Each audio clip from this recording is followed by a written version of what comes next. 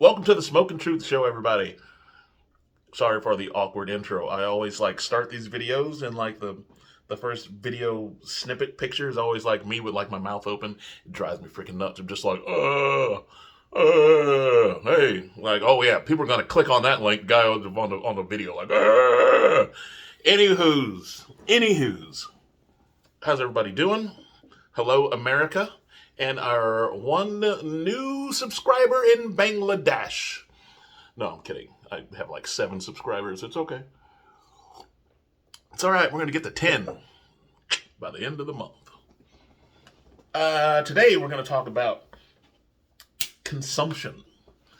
Kind of thing, I don't know why it's kind of been on my mind. There's the saying that you are what you eat. I probably drink too much tequila, eat out of convenience, and get tired and don't go home and cook a solid meal after work and decide to eat what's available or drive-throughs, and therefore it makes me fat. You are what you eat. This isn't really a lecture on a discussion on health and nutrition, but it is about you are what you consume. On the grander scale, this thing called life, you typically find successful people have successful friends. It is very rare you find someone that is highly successful surrounded by a bunch of deadbeat friends, working very mediocre job careers, dead career paths. Bill Gates probably doesn't have surround himself with 10 dudes on unemployment. You know what I mean? Positive people typically hang out with positive people. And on the opposite end of that spectrum, you probably work with some, or hopefully it's not you, highly negative and gossiping, dramatic people, who they love to hang out with. Highly negative, gossiping people. Opposites occasionally attract, but misery loves company. Happiness loves company. Successful people want to be around other successful people because they want to learn more success. They want to be able to hang out with people that can pick up the check too, not just them all of the time. Yes, there's the rich dude or the guy that strikes it big. Entourage is a TV show, and it does happen in life.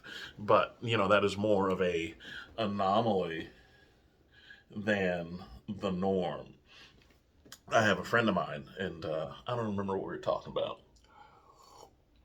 It's just kind of getting very, very negative. And finally, I just said, "What do you do, with your free time?" I watch the news. I watch Fox News and I watch CNN and blah blah blah because she kept going into all of these conspiracies and all these other things. Some of them were left wing, some were right wing. It's just like, what are you doing? And finally, I just said, you would be much happier if you just stopped watching the news. I'm not really trying to make this political. My opinion on the news is, they really stopped doing real journalism 20 to 30 years ago. The Dan Rathers, the Tom Brokaws, and these kind of folks that really tried to do fair and balanced journalism, they got pushed aside for people with popular opinions. There became more media folks. You get more of your Sean Hannitys and Don Lemons and all these people on each end of the spectrum because the news, they're not really there to tell you the news. They're going to tell you the news, but the purpose of the news is to get you to watch so they can sell advertising and make billions of dollars. That is it. And they have learned the secret sauce. The secret sauce is getting people polarized. They tell you things to terrify you, things to scare you, things to divide you. Um, and, if your opinion agrees with theirs, you're going to watch. And crazy enough, if your opinion is different from theirs, a lot of people will still watch and complain about it. So you feed this cycle of fear and negativity. If you consume that over and over and over again, then odds are you're going to become filled with fear and negativity. If you're watching positive things, odds are you're going to be filled more with positive feelings, hope, faith, giving in to something greater than yourself. If you are a negative person and you start hanging out with positive people, one of two things is going to happen. You're going to become a more positive person, and your outlook on life will begin to change, or you'll find yourself by yourself because those positive people don't want to hang out with your negative ass. One of two things is more than likely going to happen.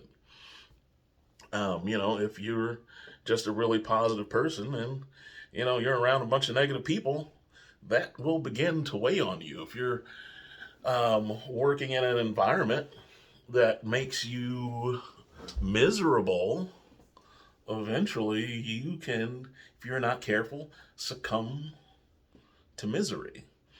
Um, One of my greatest regrets in life, when I was a younger man, I spent too much time watching TV and playing video games. They were entertaining, they killed time, but they did not nurture me into becoming my best self. They didn't make me any smarter. They didn't put me on the right career path. They were really a roadblock and a distraction from me becoming my best self.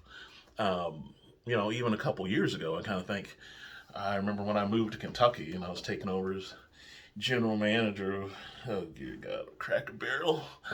I got into watching The Wire. I don't remember how many seasons that was, like 6 seasons. I don't know how many episodes that was. I spent 30, 40 hours watching a TV show. That was entertaining and relaxing, but it did not drive me to be my best self. Nowadays, I watch a lot of YouTube videos. Some of them are on cars and fancy automobiles and those kind of things.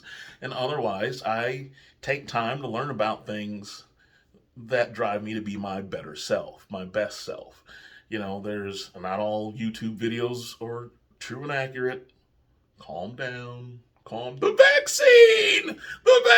No, kidding. Just kidding, everybody. Calm down.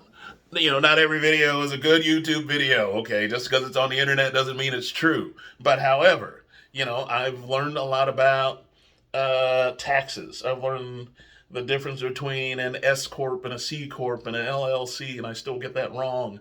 But there are a lot of videos. I'm curious. I learned how to fix things on my truck watching a YouTube video. You are what you consume. You consume things to make you your better self. You will progress into being your better self. There's nothing wrong with watching the old Squid Games or whatever it is, which was pretty good. I fell asleep during the last episode. I thought it was a piece of dog crap, and I have no idea how the show ends, but whatever. We all need to get away. We all need a distraction. But if we truly desire, and I keep saying it a lot, of becoming our better selves, then we have to water our own roots. We have to nurture our own soil so we can grow into something bigger and better. You are what you consume. There is a mean man on YouTube and TikToks. His name's Dan Pena. And one of the things that he says, show me your friends and I will tell you your future. Show me your friends and I will tell you your future. You surround yourself with smart, intelligent, go-getter kind of people. They're going to encourage you to be smarter, more intelligent, a go-getter, to chase your dreams, crush your goals, become a better version of yourself. If you hang around people that just get high all day on the weed or whatever, I'm not knocking marijuana. Calm down. If you hang around unmotivated people, don't expect them to help get you out of a rut. Don't expect them to help motivate and push you into being something better. And when we're really talking about the people that we surround ourselves with, not everyone that comes into your life is meant to get to the finish line with you. There are going to be people that come into your life and go. And there are going to be people that come into your life that you need to remove, that you need to avoid, because they are going to prevent you from becoming the best version of yourself. Whether because they're just negative, there's always drama. You know that one person that you try and avoid, and you hang out with them for like a Saturday night. Next thing you know, you're in the middle of a brawl in a parking lot or whatever it is. Not everyone is good for you just because they say they like you or they want to be your friend. It does not always work that way. And sometimes those people are related to you. You know, blood, yes, there are ties that family binds, but there are at times some of us have family members that just aren't good for you. They're not going to help you get where you want to go. Sometimes people that come in and out of your life, if they can't be the ship captain, they have no problem helping you sink your ship. And you really have to be astute and aware and relentlessly and fearlessly remove these people from your lives and or limit their access to your life and your peace of mind. Go out and find some positive people. Where do I find these people? You figure out what it is that you want to do, who it is you want to be, what you want to become, and hang out in those places, and odds are you will find similar people. If you like working out and you go hang out at the gym, odds are you're going to find and meet some friends that like to work out and live a healthy lifestyle. If you just like drinking the old natty light and shots of tequila, hang out at the bar, guess what you're going to find? People that like drinking natty light and drinking in shots of tequila. Hang out, hang around the places, doing what you want to do, doing what you enjoy, and odds are you will find similar people. You can be, let me say that, you can be what you consume. Just because you read the Bible doesn't make you a good person, or the Quran, or the Old Testament, New Testament, the Book of Scientology, I don't know, the phone book, whatever it is. You also have to practice what they preach. You have to practice what you believe in. You could say, I believe in sobriety, but if you go out and drink a 12-pack every weekend, you don't really believe in, you're not very good at practicing what you preach. You can be what you consume. Be kind, be positive, be the best version of yourself. And this is the Smoking Truth Show. Talk to you soon.